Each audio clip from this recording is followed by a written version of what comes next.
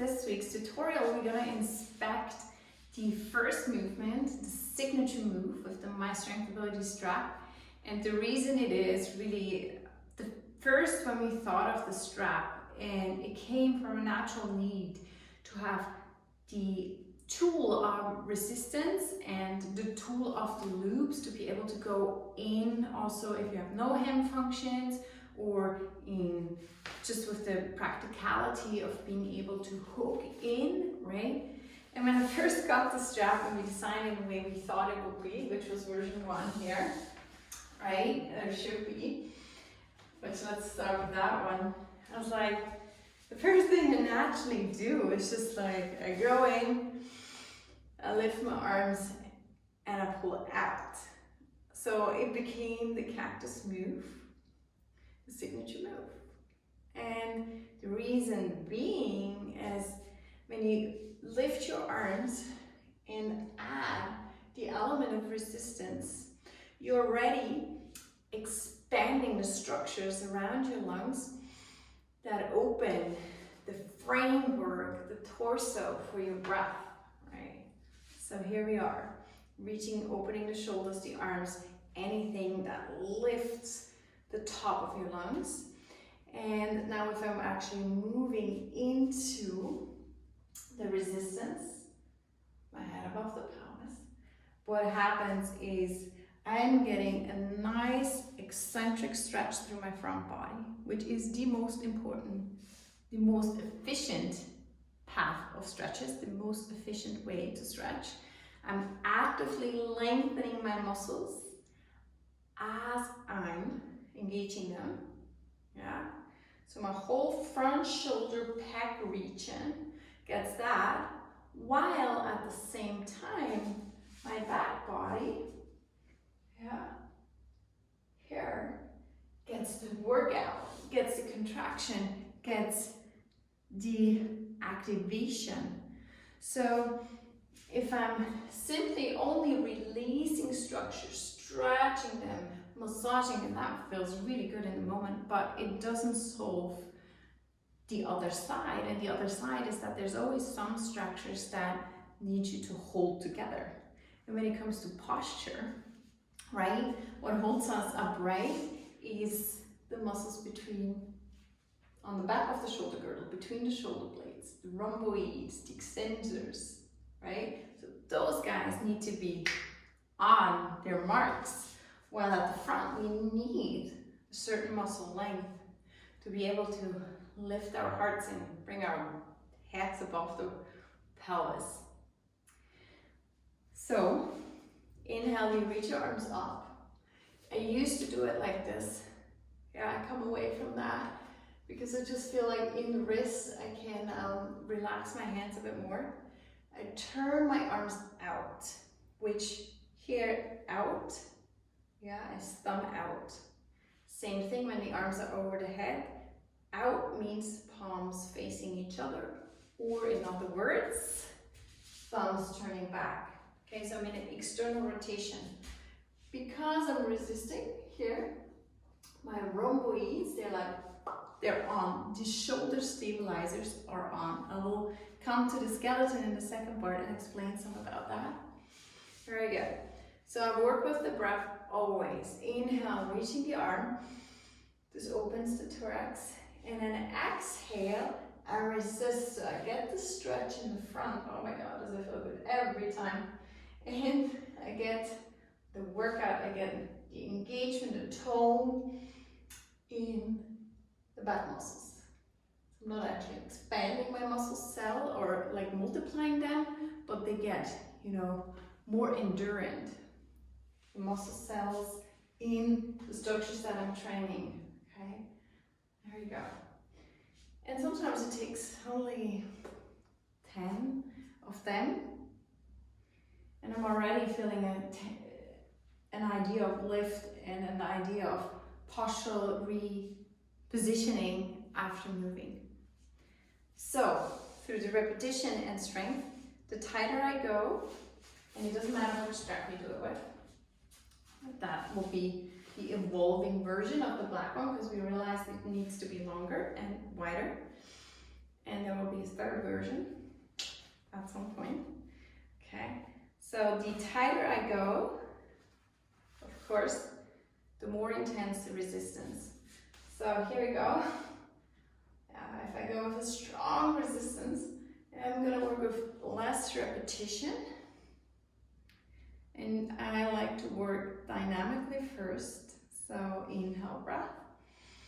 Exhale, hug the belly in, stabilize the lower core. And then after a few repetitions, which let's make it 5 for strong resistance. Yeah, I like to add a static stretch at the end, so core stays connected. Don't overbend here, front ribs in, and move the arms back. Stretch them continuously into the strap as you get that static stretch through the front body. Okay? If you perhaps recover from a shoulder injury or similar, or you have more tighter structures around your neck, you want to work with less resistance. So add 2 or 3 loops depending. Okay, also right strap is a little stronger in resistance than the black. Okay, and then it's a light movement. It's almost like not almost, it is an assisted movement.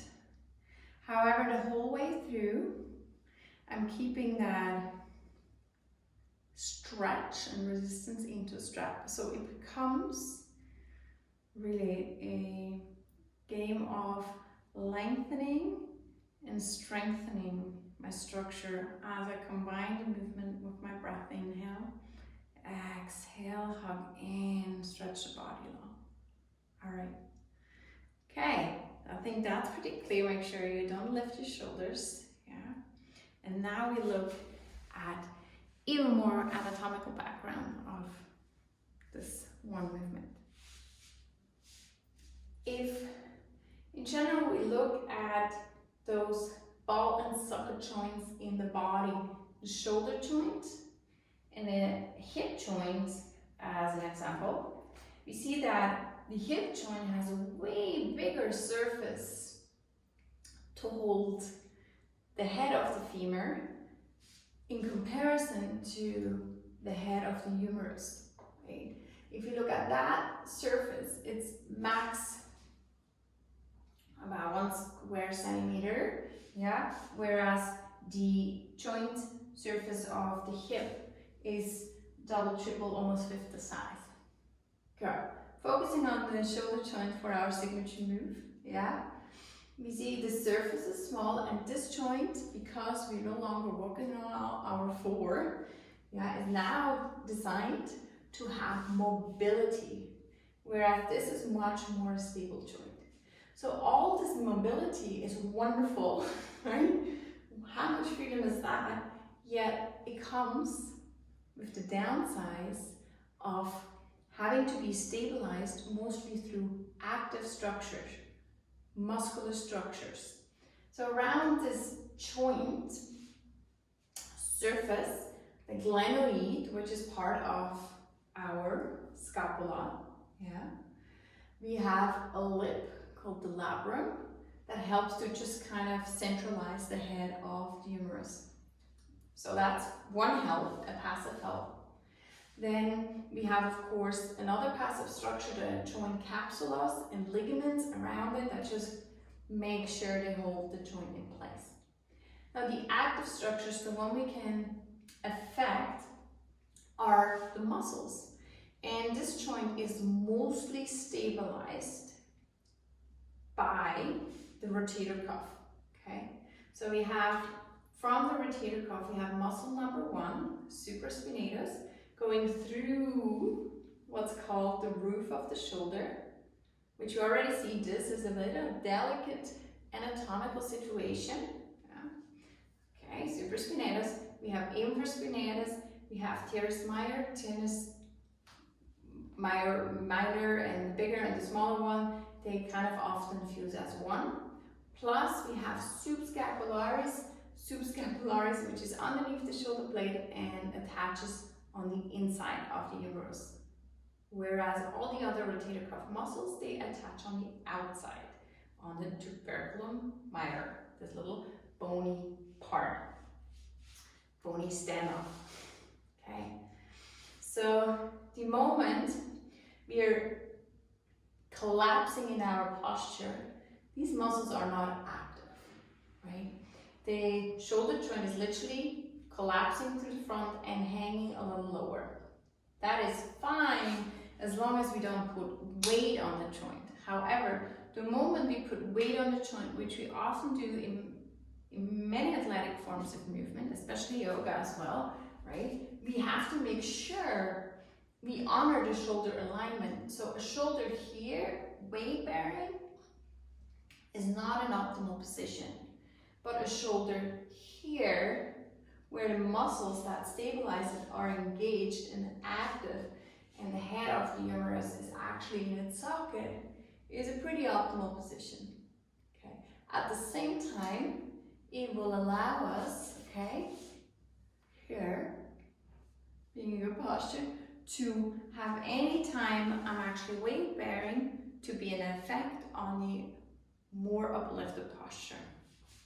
Okay, so you have to understand the positioning of the head of the humerus in the joint and how much it's crucial to have the external rotator. There's only one that rotates internally in the rotator cuff, subscapularis, where the rotator cuff is there, externally rotating the shoulders and engaged. So in the signature move, with the arms up, when I'm already resisting, these muscles are already active. Honoring the joint, making sure we maintain the space in the shoulder roof. Now, of course, there's other structures. There's, the biceps tendon going underneath here. We have the triceps in the back of the arm, covering part of the shoulder blade. There's more structure, but it's not so important. What is important is you want to have engagement, an engagement in the external rotators when weight bearing on your shoulders or when moving. Now, once these guys are active, which resistance is a big help for, then the front can open up. And a lot of the issues we get in the shoulder, neck, base of the neck area is the collapsing, is the tightness in the front of the shoulder. So these structures need to be able to allow length in order for the back muscles to be there to support. Okay. Now in the signature move, that's what I'm doing. Like I'm dynamically, eccentrically stretching the front, which is two muscles mostly, but pectoral, the major, pectoralis minor, yeah. Moving from the upper arm to the collarbone, the ribs in a kind of a half circle, which is nice muscle, very powerful, pushing chest muscle, but also has the potential to pull the arm forward. And then there's the pectoral minor coming from the coracoid process, which is part of the scapula, coming all around the thorax. And it moves to the second, third, and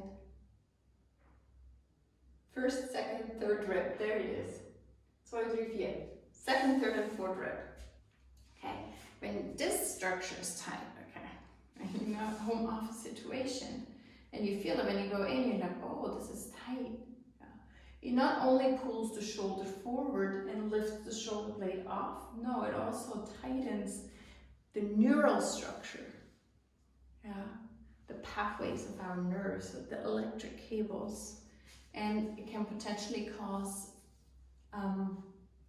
upper cross syndrome. It eventually can contribute to carpal tunnel syndrome as well. Okay, so these structures need to be open in order for there to be, in yogic terms, you would see a free flow of energy. I would call it just pretty much no compression in structure. Okay, we have all the nerves coming out, plexus going underneath into the arm. This is literally the gate of your arms. Yeah, and we need it to be open. Okay. Also, very interesting fact: per centimeter where your head shifts forward, I have 1.8 kilogram more compression and tension in my traps muscle. So tight neck situation, yeah, I must correct or optimize the blueprint or my posture, my upper back posture, in order to not get tension in the neck, because this is a big heavy thing to manage and hold. Okay. So yeah, in that sense, movement, posture, mindfulness always plays together, and that's what I like to communicate in my courses too, why we do the things we do and what they do, to understand potential we have in any movement and practice to enhance function and enhance well-being and prevent injury. So, quite a dive into anatomy. Yeah, what we haven't covered yet is also the structures between shoulder blade and spine, which is the rhomboid structures, the rhomboids, that move our shoulder blades back and therefore create erection together with the erector spinae, long muscle group alongside your spine to actually have the endurance to stay upright and be upright. I will communicate this in detail in the anatomy courses you can find. Anatomy Plus is directed for yoga teachers who already had an anatomy basic training, and Anatomy Basic, currently only in German, provides you with the basic, the ABC of the body. All right, thanks so much for watching.